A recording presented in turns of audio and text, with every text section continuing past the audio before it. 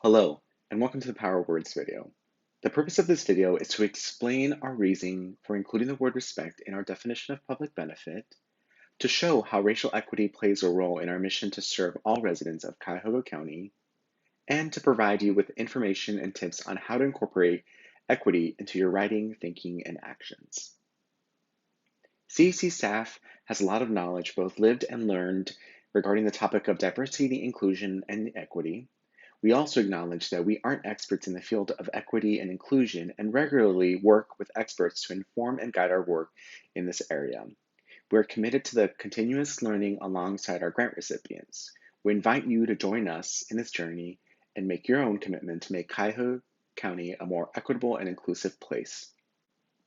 To further clarify our definition of public benefit, we added the word respect in 2018. Public benefit is part of our funding criteria, and as a public funder, this is the most heavily emphasized of the criteria.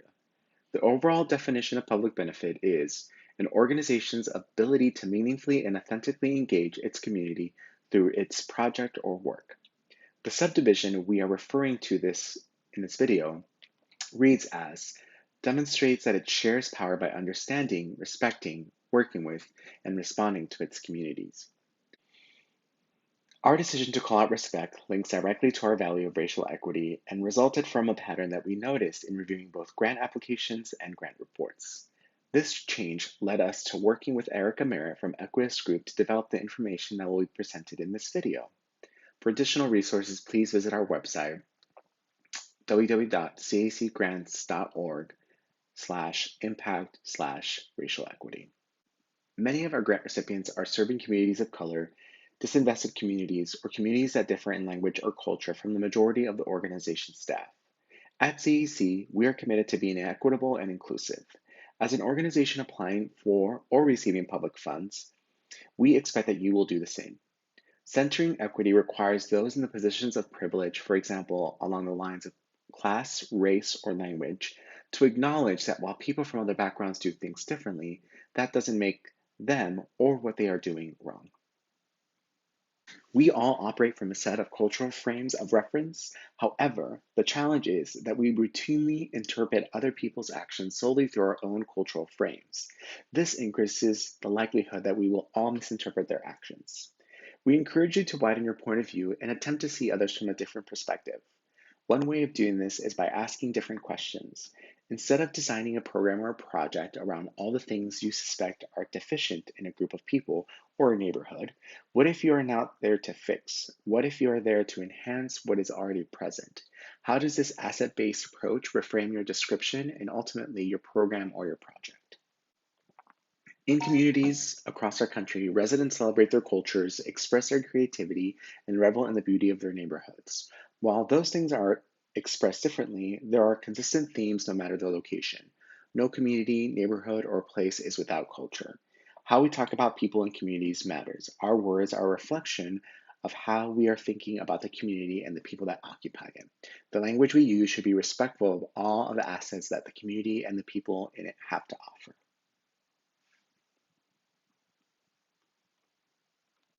Language that stands out as not centering equity or being asset-based tends to fall into two buckets. It either falls into the category of how specific groups of people are being described or how their culture, and in some instances, the perceived lack of culture, is described. We are going to provide you with strategies and examples to illustrate what we mean. These examples mirror responses that we have received in the past through our grant applications or report. We are not sharing the names of the organizations or any other markers, and we are not doing this to embarrass anyone or make anyone feel bad. Being inclusive of differences is an ongoing learning process for all of us. We also want to say that it's not about policing language, it's about ensuring that we support organizations and programs that are benefiting communities through respect and mutuality. Using person-centered or people-first language is one way to ensure that we are being inclusive. For an example here is referring to people with disabilities as people with disabilities rather than disabled, referring to youth who live in the inner city as youth who live in the inner city rather than inner city youth. The language reflects that people are not defined by one aspect or facet of their experience or identity. Here, the language being used says something about what we are thinking. If I assume that these two things are correlating, the inner city and the lack of responsibility and commitment, how am I likely to treat the students who I am working with? Another tip is to consider the language of the community. For example, we know that the Cleveland Metropolitan School District refers to their students as scholars. When you hear the term scholar, it evokes something different. We usually don't equate scholars with being irresponsible or uncommitted. Perceptions can also play along the lines of race and class, and sometimes we use language without having a sense of where it comes from. Things that we described as cultured or high cultured are most often performed by and observed by people who are white and wealthy, while other art forms tend to be performed by and or observed by people of color, people who are poor, people who speak a different language, and or people who practice religion different from those who are in the positions of privilege. Here are some examples of disrespectful language that we've encountered in our final reports or applications. We should keep in mind that the culture is always present, and while there is value in having different experiences, what you are bringing into the community is not necessarily better than what they already have. Perhaps it's simply different.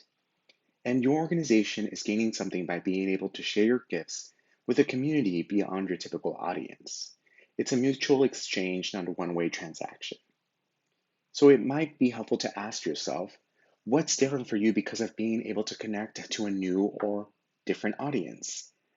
Respectfully, developing partnerships based on a principle of mutuality, co creation, and collaboration is also crucial to other founding criteria, artistic and cultural vibrancy.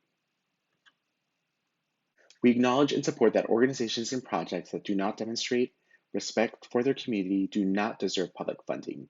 Here are a few questions that you can ask yourself in order to support using more inclusive language, which we believe links directly to thinking more inclusively. We encourage you to pause the video and take time to read each question. We are excited to see how this approach potentially informs reports, applications, and most importantly, your working communities across this county.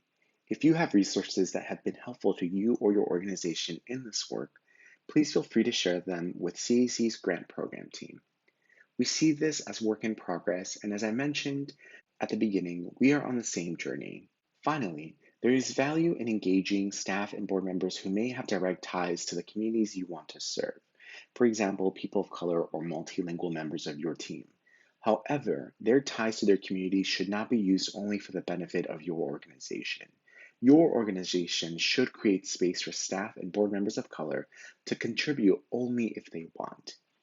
An organization should not assume that a person of color would like to lead or support your organization's racial equity work if that expectation has not been discussed or expressed. The truth is, your whole team should be growing their capacity in this area. Don't expect one certain member of the team to carry the water for everyone. This only serves to reinforce the inequities we are trying to dismantle. If you have any questions about the content of this video, please contact your program manager or CAC staff. Thanks for watching.